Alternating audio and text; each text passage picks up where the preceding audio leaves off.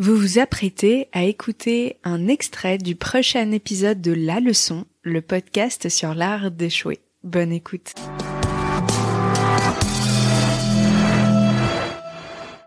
Mon grand-père a subi un échec assez important puisqu'il il avait fait une très très belle réussite dans le monde de la promotion et il a tout perdu au début des années 90, au moment où les banques se sont retournées. Elles avaient beaucoup prêté, elles ont tout repris d'un coup. Du coup, le marché de l'immobilier s'est effondré. Et ça a été intéressant parce que pour moi, ça a drivé à la fois une soif d'entreprendre et de créer, et en même temps un certain détachement vis-à-vis des problématiques financières. On perd son innocence aussi, j'imagine, en voyant son grand-père perdre beaucoup.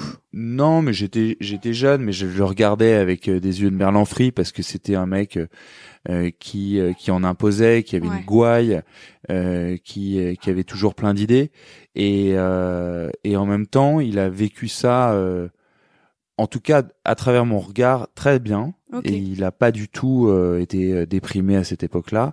Il a su rebondir. Il m'a écrit un très joli mot que je garde toujours dans mon portefeuille, en me disant que l'important c'était la persévérance dans la vie. Je suis un mauvais, mais je suis un grand pêcheur. J'adore pêcher, et il a toujours été à mes côtés en me disant qu'il fallait persévérer, que c'est ce qui était la plus grande des intelligences, c'était de persévérer, pas forcément de calculer plus vite que les autres.